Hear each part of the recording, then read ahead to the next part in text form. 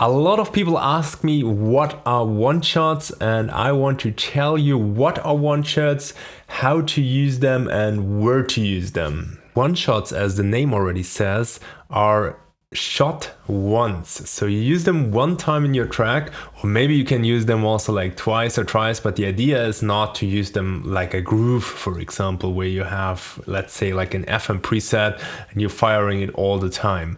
And what can be a one shot? So usually it's from the effects category, but it could be also something you have processed from your track. So let's say you have a pad FM vocal or something and you make some cool variation out of it. It could be actually something which you use more often in a groove, like in your track, but then you take it out once in another part, so that I also would see as a one shot, but mostly like, let's say, from the FX category.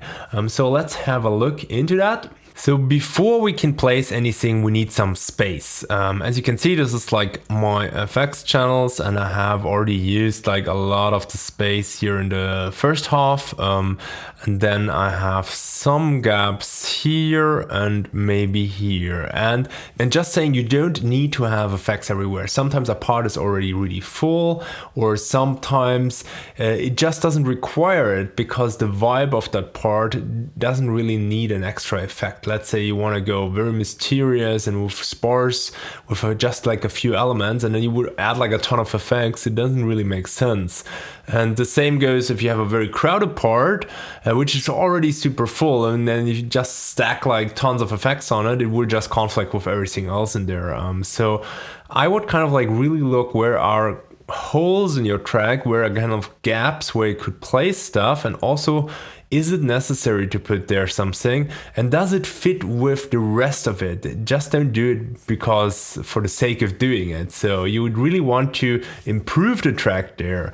And sometimes just saying, if I place effects, I'm going really wild, and then once I listen like later over the track, so usually I listen to my tracks on headphones, on a walk or a run, then I notice sometimes this didn't fit in so well, and I just remove it again.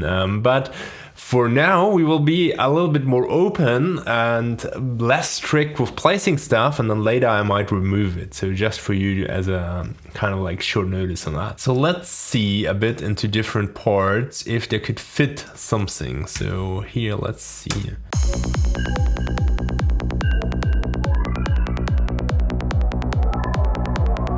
For example, this part is like a part after the drop. Here, so let me play my with drop.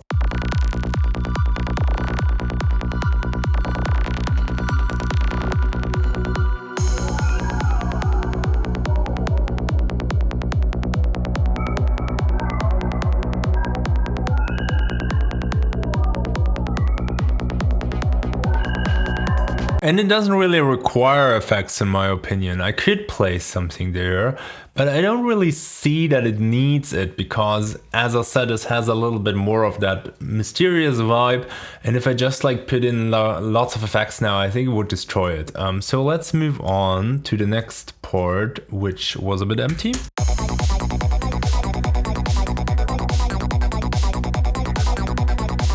Here is the other reason I told you guys.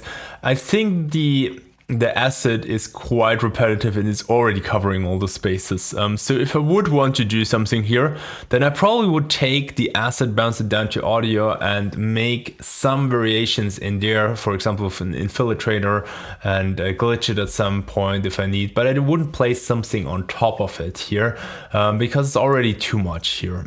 I can already tell it's here the same. Very crowded part, doesn't really need something. And then we come to, I think here I did actually stop with doing it.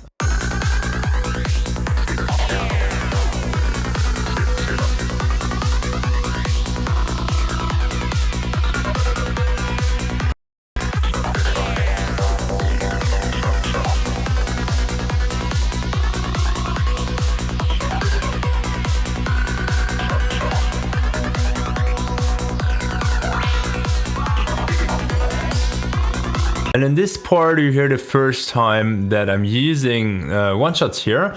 So this, for example, I would consider as like a one-shot here. It doesn't really appear somewhere else on my track, not even the preset. I think it's pretty nice to kind of like enhance the vibe a bit. Let me turn it off for you guys to listen to it.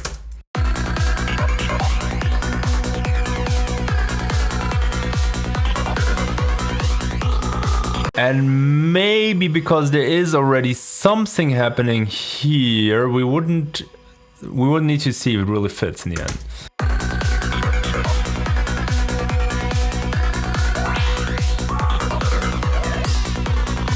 Could be that this part actually here is maybe a bit conflicting with the sound we already have in there. So maybe let's adapt this a bit like this.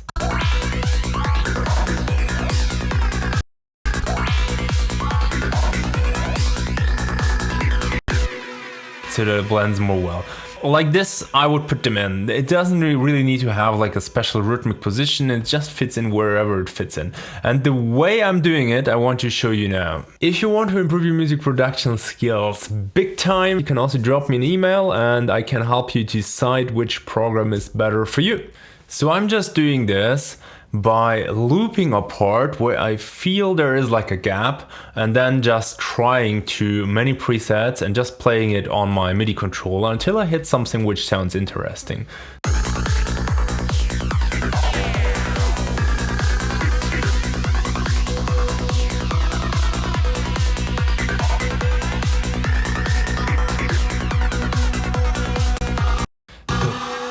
Let's try in that part here. And I have a track called FX Generator in which I have like Vital and Serum and some other synths sometimes, in which I just like try through the effects category and then I just record this in here into FX1 and I always use post effects.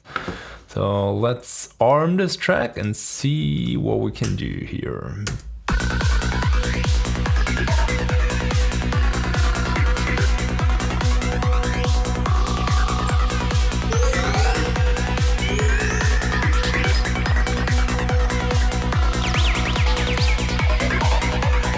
So what I did basically now is I captured it with the capture button, which restored the MIDI, but now the MIDI is not on time.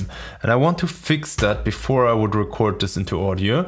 And now what I do is I just listen to the material, and as effects are usually really random, I already start recording it.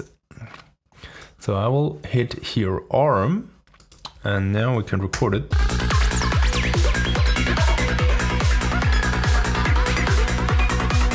And I would say it only fits in here maybe. So let's go like this.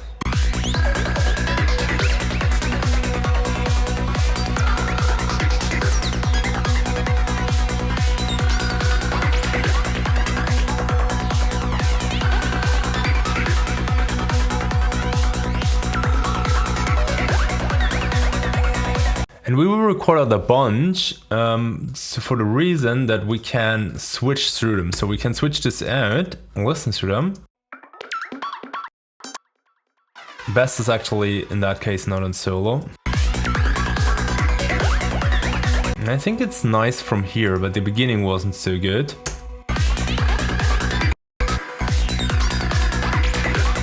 I could maybe use this like this.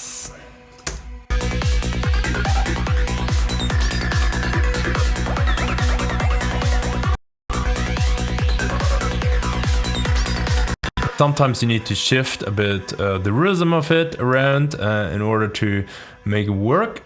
Also, this doesn't look so perfectly on time, so let's try this. Or actually, it's just some of the shots.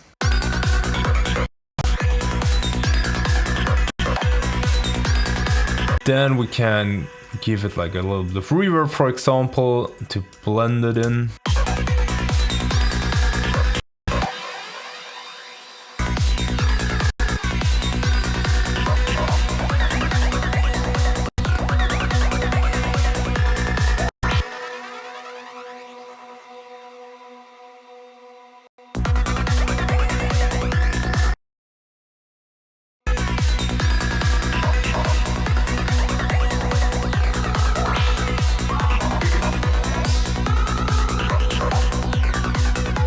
And that's how I basically proceed through the project. Sometimes I also use this one here. Instead of the FX generator, I just use loop cloud, where you can find like samples and stuff. So I will loop this now here, and then we would arm instead loop cloud.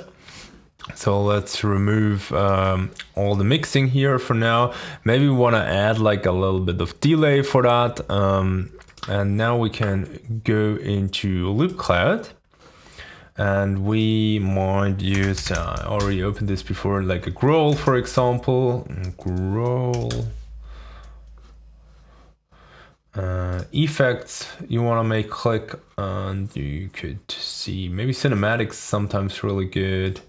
So you have basically just to select like a bunch of those, and then you can listen through them either like this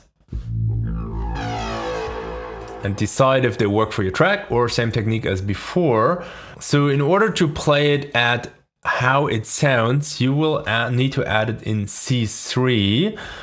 So if you have a push 2 and you have set it up to your scale, then you might need to change it, but you can actually play FX in any key, or not in any key, but let's say keys of the scale, and they usually work. But you can also set your scale to C for the moment. And then we just play it at the root or at the tonic.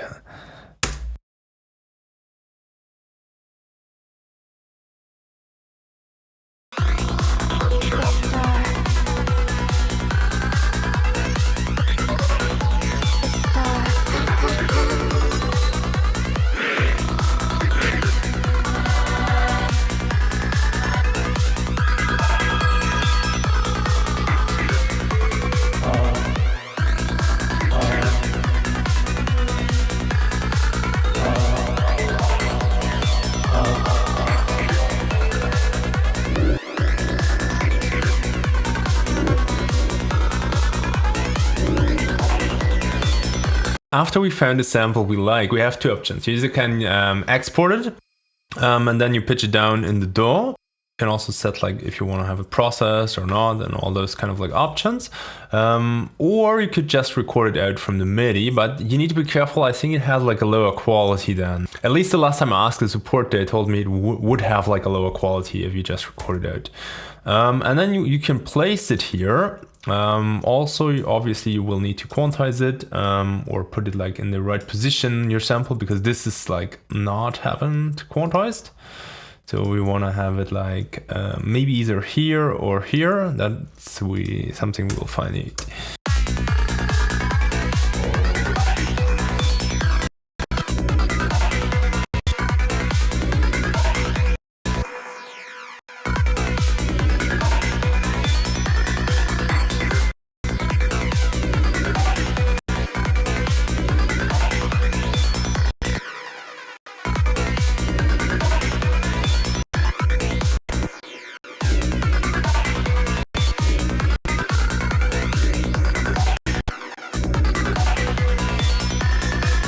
I find it a bit easier with the synth presets than with Loop Cloud, but I use Loop Cloud in more special places like the intros or breaks, or if I have a special transition between two blocks, then I'm looking sometimes for a specific sample. And also, if you're just using one of the two worlds, then you're missing half of it out. So you want to utilize both to get like the maximum of possibilities which you can use in your tracks to choose from, and whenever you have more possibilities, you can choose better and make a better result in the end. If you're also interested in how you can make more material from your existing leads and pads and whatever you have in your track to use those at one-shot effects, which can give you a very nice touch because then everything is kind of like glued together, then you can watch this video next here, which shows you how you can make effects out of your leads.